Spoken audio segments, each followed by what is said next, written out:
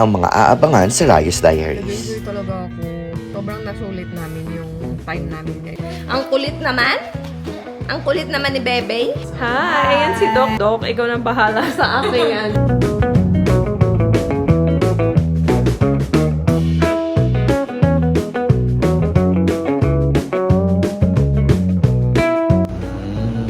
Ayun yung tinatawag nilang hugis bigas.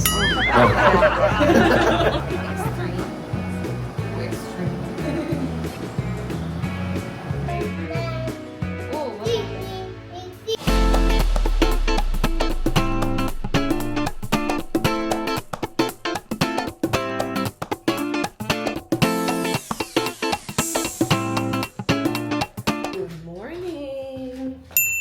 Ito yung araw na sobrang lakas ng ulan, guys. Yung kulog at kidlat walang tigil, dumadagong-dong talaga siya. Medyo bangag pa ako kasi maaga akong nagising talaga. Parang mga 4 pa lang. Dahil nga dun sa sa lakas ng kulog. Umiyak din si Cloudy actually. Kaya bumangon din talaga ako dahil doon. Kasi umiyak umiyak si Cloudy sa sobrang lakas. Magkatabi sila ni Skyler dun sa room 3:30 pa ako nagising kasi 3:30? kasi naalala ko kasi may unang-una pa si Cloudy. Yung kulog na malakas na malakas. Sabi ko pupunta din sila, Daddy, wait lang. Tapos yung kumidlat ng malakas malapit sa amin. Nagulat siya tapos biglang sumigaw. Oo, lakas no. Nagising din kami kasi dumadagong doon. Tapos parang may tumunog na mga cutleries o may nabasag, di ko na alam. Tapos narinig ko din parang yung bubong natin gumaganon-ganon. Oo, kasi nga sobrang lakas. Air fryer ko lang yung nuggets.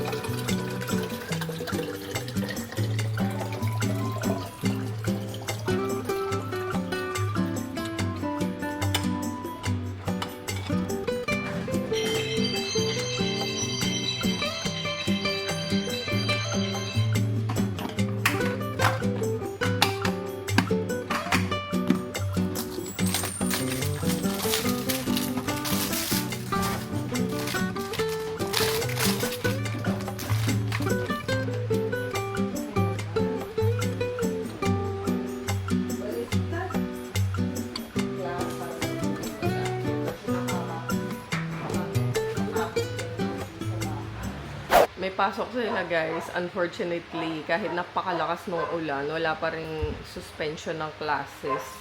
Tuloy ang pasok. Ayan na. Let's go na.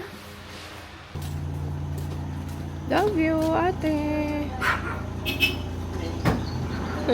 Bye, Sky. Morning, kuya. Bye. Ang tunay na pagmamahal, hindi lang nagbibigay ng proteksyon, kundi binibigyan din ng kalayaan. Alam nyo, minsan nakakalimutan nating mga mister na ang mga misis natin, tao rin. Hindi lang sila nanay ng mga anak natin. Hindi lang tagaluto, tagalaba at tagaasikaso ng bahay. Deserve din nila ng break. Kahit simpleng oras lang para magpahinga, magpa-parlor, magpaganda, magkape, mag-isa, o makapagkita sa kaibigan. Yung tipong hindi sila nagmamadali o iniisip agad kung ano ang lulutuin mamaya. Hindi natin sila pag-aari. Partner natin sila. At bilang partner, responsibilidad din natin suportahan sila. Hindi lang sa bahay, kundi pati sa sarili nila. Kaya minsan tanungin mo, love, okay ka lang ba? Gusto mo ba lumabas o mag-isa? Or may kailangan ka ba? Simple lang yung mga ganong tanong, pero ang laking bagay ito para sa kanila. Yun lang, tandaan mo, mas masaya ang asawa, mas masaya ang buong pamilya. 1 hour later. Grabe, sa sobrang lakas ng ulan kanina tsaka kulog, may araw na. Yan, labas tayo. Bibili tayo ng pandesal. Aga kong kumilos, guys, as in. Naligo na kagad ako kasi baka matuloy kami mamaya sa skin buffet. Yan, para magpa-diode ng kilikili and ng private area. So, para kasi alam nyo, simula nung nagpa-Brazilian wax talaga ako way back 2008, 2009, hindi na talaga ako masyadong sanay na may hair. So, yun, pupunta tayo doon para magpa-diode kasi para hindi na siya tutubo pa. So, pinapagawa ko yun sa kilikili tsaka sa private area. Tapos, magpapaano din tayo sa face, papatightening ng pores. Ayan, what else? Baka magpatanggal din ulit ako ng warts kasi it's been a long time since yung last visit ko ng warts removal sa kanila. So, titignan natin kung matutuloy tayo. If not, I'll be doing a lot of things din naman talaga sa bahay. Pero umpisahan ko na siya pagbalik natin. Bili lang tayo ng pandesal.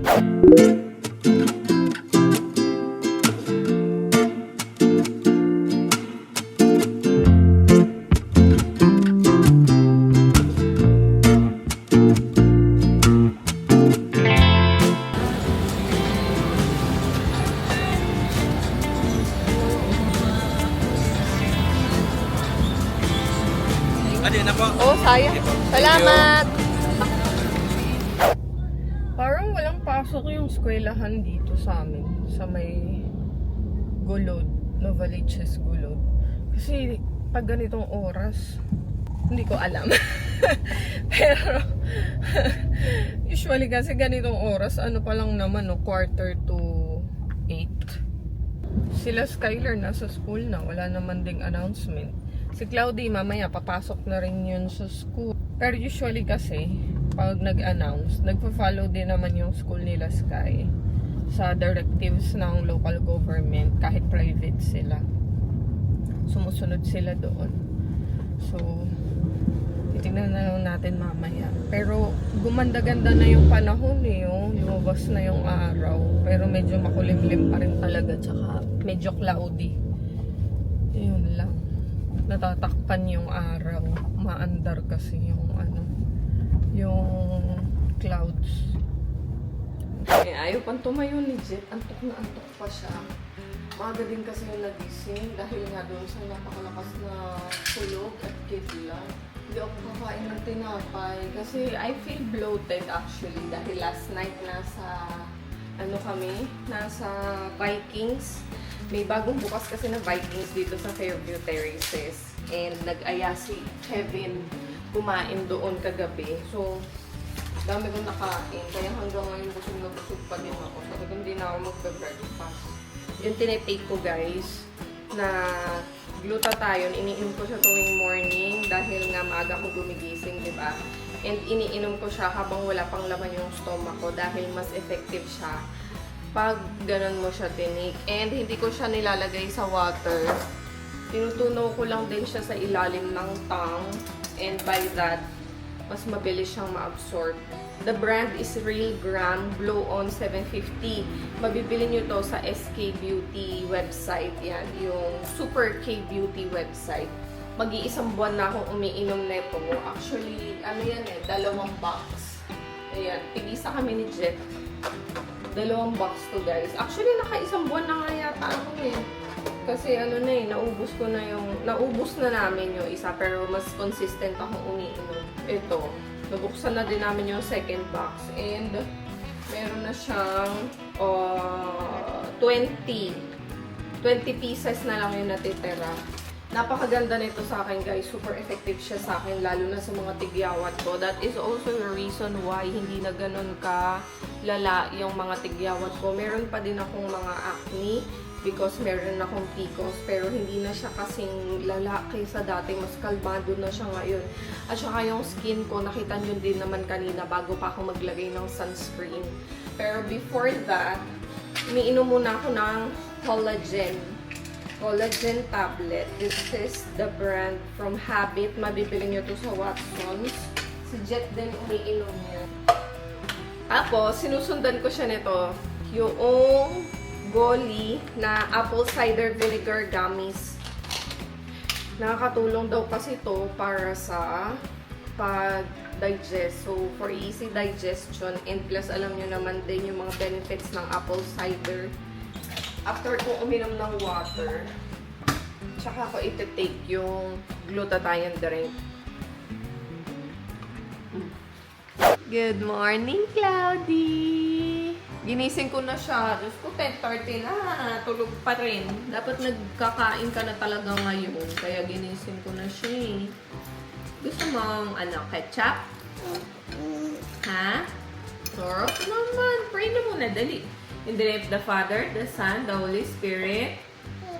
Amen. Bless us, O Lord, for the food which we're about to receive from Thy bounty through Christ our Lord. Amen. O, dali. Ikaw. In the name of the Father, the Son, the Holy Spirit. Amen. Okay na? Okay. Kaya kung mabuti lalang, ha? Excited ka ba pumasok sa school? Yeah. Ha? Yeah. Sarap? Gas na, dali. Ay, sus. Ayun nga. Dito, pabango. Dito. Close your eyes.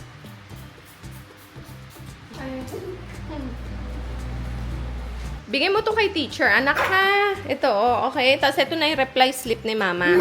Okay? Ganyan mo, bitbitin mo ganyan. Huwag mo kalimutan, okay? Give teacher, okay? Tapos yung baon mo, kainin mo lahat, ha? Pag di mo naubos yung biscuit, kainin nyo ni ate sa service, okay? Okay po? I love you. I love you. Ang kulit naman? Ang kulit naman ni Bebe? Ano, sasama ka din sa school? Ano? Sasama. Sus! Lolo, sasama. Sasama sa school. Ang kulit. Ay, kuy talaga. Tulog ako, traffic. Lagi ako nakakatulog pag ako pasahero. Buti umaraw na. Grabe yung ulan kanina. Tsaka yung kulog kidlat. Di ba may spotlight doon sa may vanity mirror? Tapos may sa taas. Spotlight sa kaysa may... Di ba may ano yun? May bakal na lock. Yung unang nalaglag. Ganun kalakas yung pulog ko. Saan mo nakita? Sa floor.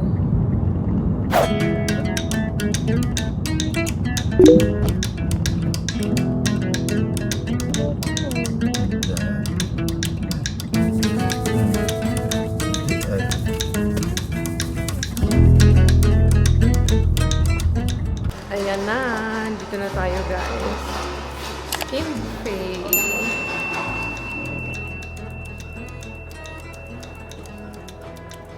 Hi! Ayan si Doc Fee ng Skin Buffet. Sabi ko, Doc, ikaw nang bahala sa aking skin Project journey. natin Yes. Of course. Kailangan na kailangan. Mag-glow up ka na lang. Oy, Oo, salamat, diba? Doc. Today, we can do acne peel for your skin for the inflammation to go down kasi medyo may breakout ka here. Usually, Tapos may discoloration. Siguro ito kasi from previous pimples yan.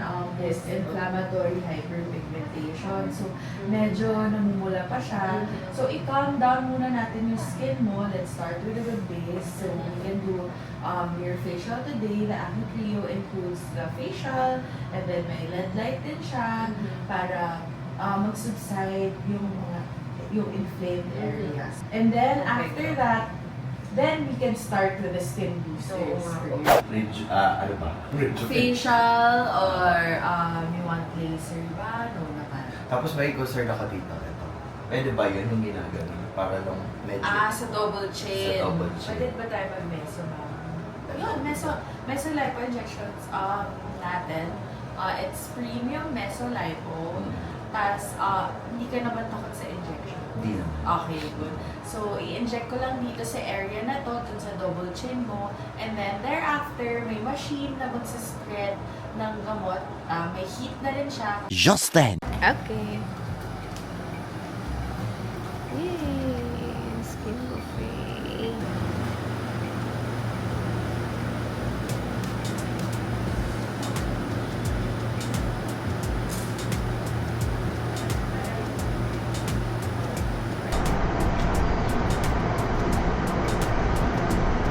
So, nalagyan na tayo ng gamot.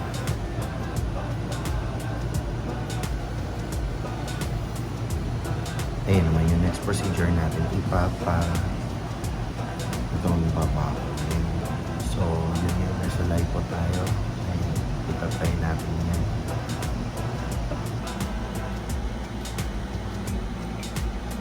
Ang effect nito, Doc, ay instant. Or It usually? depends din. Usually, some patients need 5 to 6 session. Pag medyo maliit naman yung face, tapos maliit lang yung area. Unti lang din. So, mga 3 sessions. Siyempre, combine yan. So, lipo plus the machine. So, with the machine, it will be more lifted also. Kasi diba, matutunaw na yung taba. Pag tinarget ka ng machine, nagtatighten yung skin para mas sculpted ang face. So, technically, ilang session ang recommended? Depende sa... Depende talaga. Oo. If you reached your goal na, your goal shape of face, mas okay ka na din sa ng face mo, you can stop na. Ayun yung tinatawag nilang hugis bigas. Naman. Ano naman kasi na Tapos na tayo doon sa aking session. At si Nings na lang yung inaantay ko ngayon. Tawag ay extreme. Too extreme.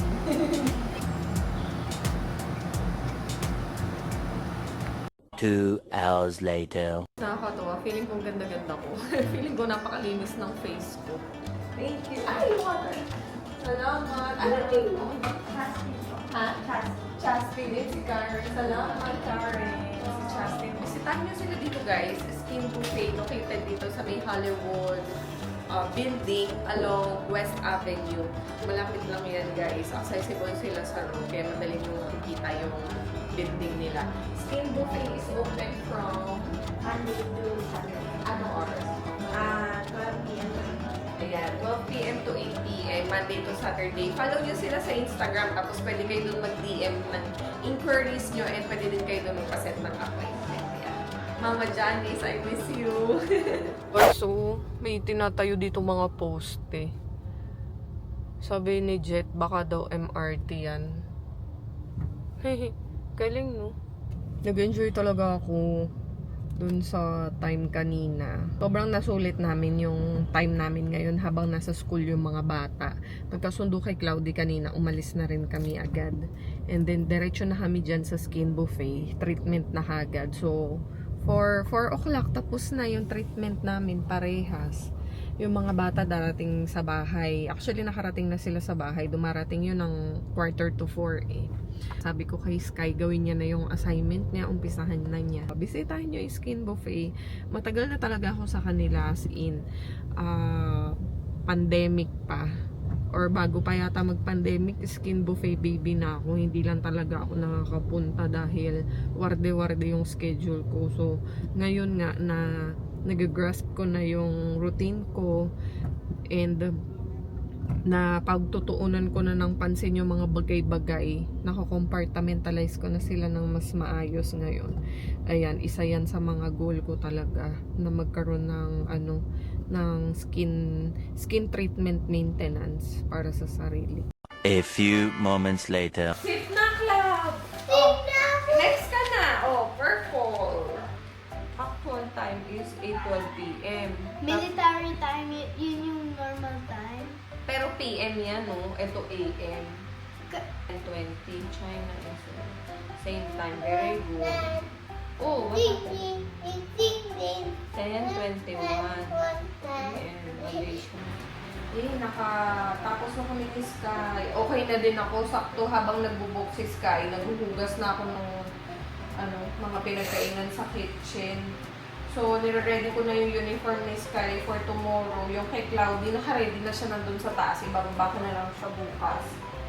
Para makapagpahinga na din tayo, guys. Kasi hindi na din talaga ako nagpupuyat dahil maaga akong gumigising. May ID na si Sky! Nakakatuwa! Ang ganda ng tali nila ngayon, no? May ID na si Sky! Ang ganda, baby! Kabisado mo ba yung student number mo?